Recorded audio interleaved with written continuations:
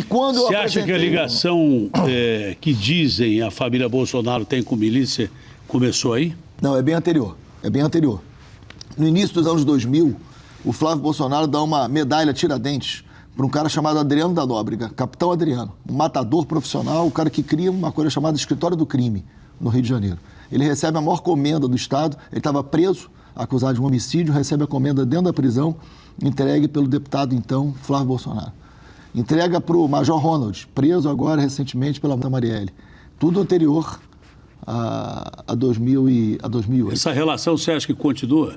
Eles sempre tiveram. Quando eu apresentei o relatório da CPI das milícias, em 2008, dezembro de 2008, o Jair Bolsonaro, então Jair Bolsonaro, que era deputado federal na época, deu uma entrevista longa dizendo, porque virou um assunto muito grande na mídia, e ele deu uma entrevista longa dizendo o seguinte: nem toda milícia é ruim.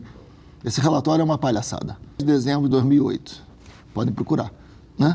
Então, eles sempre defenderam e sempre tiveram essas relações. Eu não estou com isso dizendo que eles são milicianos, não são donos de milícia, mas que sempre mantiveram relações. E quando eu apresentei, quando foi votar a instalação da CPI, tiveram 2 votos contra. A instalação da CPI, 2 votos contra. Domingos Brazão, preso pela morte da Marielle, e Flávio Bolsonaro, candidato a presidente da República. Foram 2 votos contrários à instalação da CPI das milícias. Só 2 contrários. Domingos Brazão e Flávio Bolsonaro. O Brazão não pode mais entrevista, está preso, vai mofar lá dentro.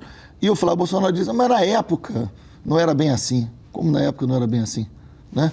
Quem não deixar o like e não se inscrever é tomador de detergente.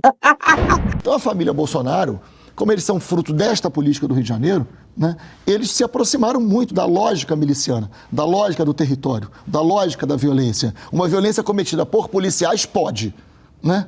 Uma violência cometida por criminosos que não são policiais não podem. E aí a milícia surge como uma organização criminosa das mais violentas, das mais poderosas, surge como máfia, mas muitas vezes legitimada por discursos políticos, como o do próprio Jair Bolsonaro, né? E vira o que vira. Quando eu denunciei isso em 2008.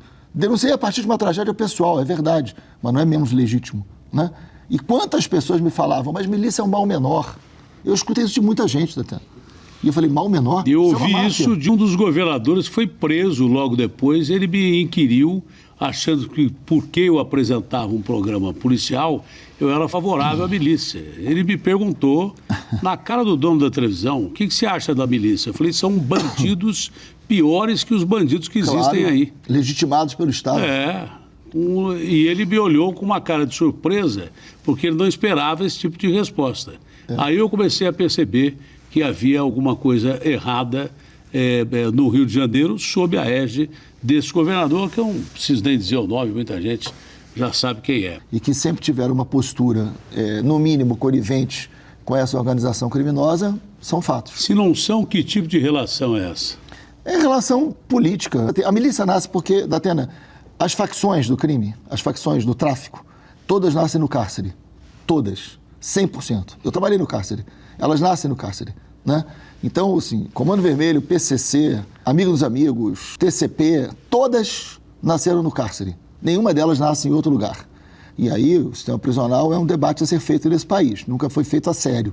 Não tem política de segurança pública. Você acha que o Estado provocou a criação dessas organizações criminosas? A falência onde do numa cela que cabiam 60 pessoas, claro, colocavam 300 pessoas só para dizer: ó, nós estamos colocando os caras lá dentro presos. Isso foi provocando um sistema de revolta dentro do sistema prisional. É lógico. E depois, na sequência, com o sistema prisional inteiro, já, obviamente que revoltado, começaram a colocar presos políticos que davam uma certa noção do que era um partido, porque PCC, Comando Vermelho, tem essas estruturas. E são Daqui a pouco até são oficializadas. Estruturas de poder, né? E, além disso, começaram a misturar sequestradores. Houve uma época de sequestros, né, que vinha gente de fora, o Nora Buena e tal, esses criminosos comuns.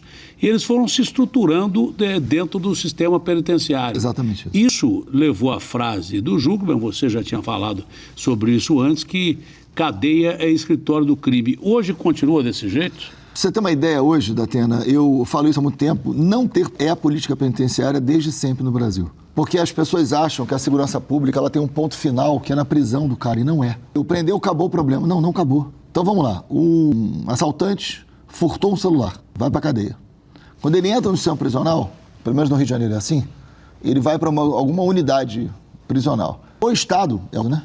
O Estado pergunta para ele o seguinte: qual é a sua facção? Pode ter, mas pode não ter. Um cara que furtou um celular, a tendência é o quê? Não ter. Né? Porque ele não é de uma organização criminosa furtando um celular. Mas ele escolhe para sobreviver. E aí o Estado diz o seguinte: qual é a sua facção? E o cara vai dizer: tenho tal para sobreviver ou não tenho. Quando ele diz não tenho, né, eu fiz essa denúncia durante muitos anos, quando ele diz não tenho, o Estado pergunta assim: onde é que você mora? Onde é que você mora? São Paulo é diferente, mas no Rio é assim: onde é que você mora? Porque no Rio tem mais de uma facção. Onde é que você mora? Mora não tá onde? Tal lugar é o quê? Ah, é facção tal. Então você vai pro presídio da facção tal. Mesmo ele não sendo. Não, ele passa a ser. Ele passa a ser. Então o Estado, com esta lógica do sistema prisional, que é para evitar rebelião ou fuga, que só se preocupa com isso, né? Sabe quantos presos trabalham no sistema prisional do Rio de Janeiro? Não. 0,37%. Cabeça vazia. 0,37%. 12% estudam, 0,37% dos presos no Rio de Janeiro. O Estado hoje ajuda o crime organizado a recrutar soldados. O Estado é parceiro O cara entra dessa ali, organização. ladrão de celular, sem facção, sai faccionado. E sai amarrado. E com missão. Sai amarrado, sai amarrado. Então, a gente tem que debater o sistema prisional de forma mais responsável. A gente prende muito, prende mal, né? Então, a gente só prende quem a gente vigia. As estruturas de investigação são muito pequenas, né? 60% dos presos no Brasil hoje não têm um ensino fundamental completo, ou seja, a gente prende pobre, e não venha me dizer que é só pobre que comete crime nesse país, que o Banco Master está aqui para mostrar o contrário, né? Então, né, não venha me convencer disso. Então, a gente precisa entrar nisso. Esta lógica do crime organizado é um grande desafio da democracia brasileira hoje. O Rio de Janeiro hoje tem 4 milhões de pessoas que vivem em territórios que não vale a Constituição de 88. Então, eu dediquei minha vida... Não respondem pelas leis. Não, a Constituição não vale. Responde pelo crime, pelo Tribunal de Crime. Seja milícia ou JTAF. A questão da milícia, que era a origem da nossa conversa... A lei conversa, não funciona ali. Não, é outra. A questão da milícia, assim, as facções nascem do cárcere.